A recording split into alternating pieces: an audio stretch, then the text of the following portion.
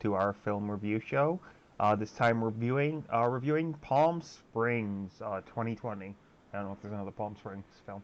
As always, I'm your host Daniel with my father and co-host Jerry. Say hi, Dad. Hello.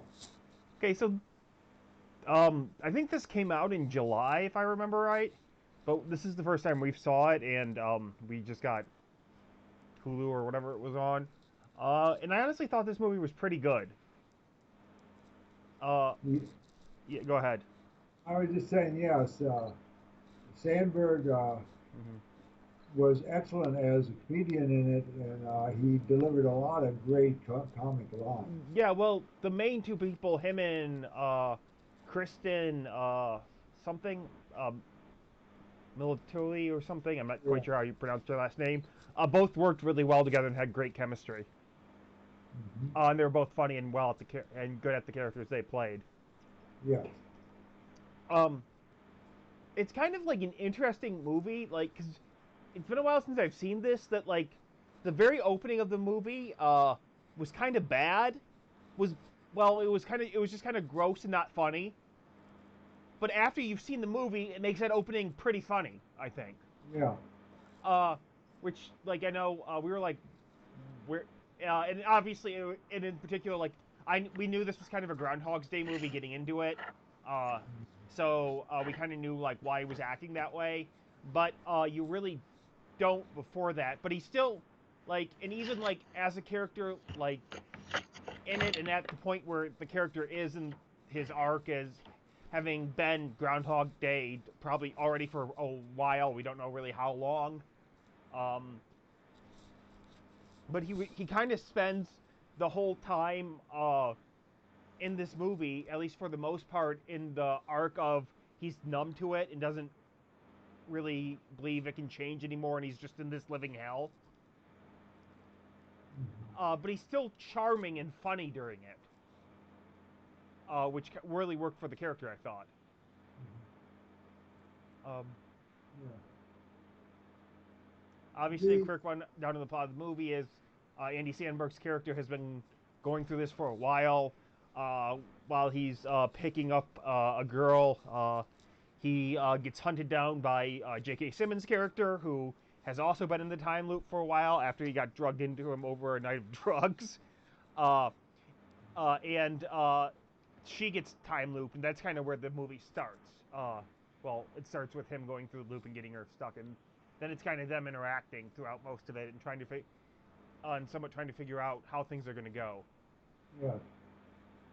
Um, And yeah. the the one of the things they said about the movie is the writer and the director, Hmm. uh, the two people who worked together actually on the movie, wanted to. They got the idea for the movie, but they wanted to keep it away from uh, the idea of Groundhog's Day. And I think they effectively did that, although it's a Groundhog Day type of movie, and it does deal with the two people getting their life together. Yeah. I. It's still quite different and quite almost quite different idea from Groundhog Hmm. Day, where and I sort of like this one a little bit better in the premise because the premise is that uh, in the regular Groundhog Day, he figures out that he can at least get his life well if he does things right. Hmm. In this one, they actually figured out how to get out of it. Yeah. Well, this Yeah, one they also kind of, and it's still very much them kind of accepting who they are and what they yeah, and trying to fit and somewhat like at this point like when by the time like Andy Sandberg's character is uh he kind of has already somewhat he might have already went through the phase of fixing his life, yeah, but now he's just numb to everything because of him being in the loop so long, yeah. and her kind of brings him back to it. Throughout the whole thing she's different than him and is always trying to get out, Mhm. which I thought was actually pretty interesting, just having the two characters that are well, they have similar problems going on in their life. They treat the thing far differently. like you never really got the fact he tried to get out of it, other than Yeah. like maybe commit suicide a few times and.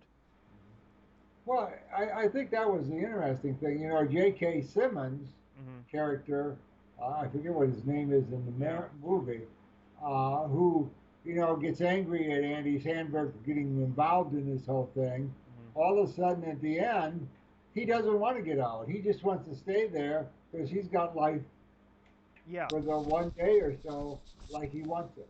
Yeah. Yeah. It's like he believes his life at that point is kind of perfect. Yeah, Uh, that did kind of like I feel like they should have like had a phone call like, hey, we have this way that can probably get us out. yeah, Here's how to do it at least. yeah.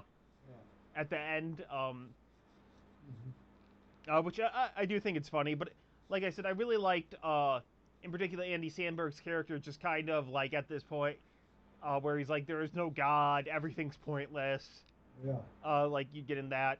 And this movie itself had a really kind of, like I said, with multiple people going through it, it had a very unique kind of play on this. yeah. Because like, and I mean, you get one of these movies every couple of years. The last one that I remember being really good was Edge of Tomorrow or Live Die Repeat with Tom Cruise. Yeah. That was also a really good kind of, but it was far more actiony, obviously. Mhm. But no, And it really worked in this case. yeah. And then it was, as you said, Live, Die, and Repeat is also very different from Groundhog Day. But the whole idea, and Hmm. uh, I think this is that the Groundhog Day thing is sort of a good formula for a romantic comedy. Oh yeah. Live Die and Repeat really wasn't a romantic comedy. I guess it had No, some romance in, but like this one, like obviously the two characters in this one kind of they fall in love, but it's more about like um, but it's kind of like them accepting somewhat who they are, more so yes, than Bill Murray that was changing, yeah, accepting who they are and then trying to change that and realize like the mistakes they've made. hmm, Um, like obviously he's dating this girl that they both kind of hate each other. yeah, At least it seems like we don't obviously know his relationship before that, but she's cheating on him. Uh, the girl herself is just life's a wreck, and she sleeps with her sister's uh, fiance, husband, or soon to be well, husband, I good, guess.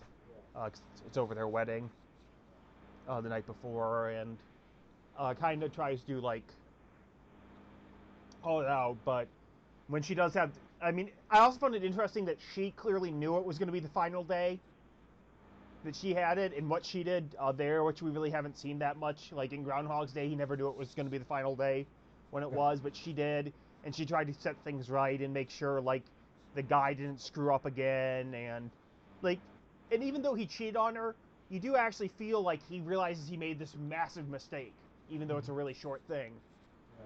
because he breaks down and starts crying, and Well, the interesting thing is the character of hmm the uh, hmm the bride Tala yeah, is almost saint-like in the yeah, movie. I mean, she tells a story about hmm the.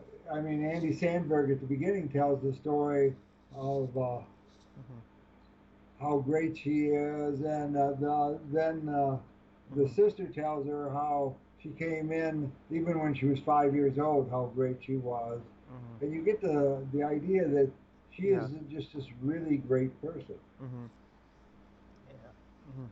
And Yeah, and like I said, the characters like they do a good job in this movie of the both main characters are like kind of despicable are despicable human beings at first, but they're both still funny enough and likable enough.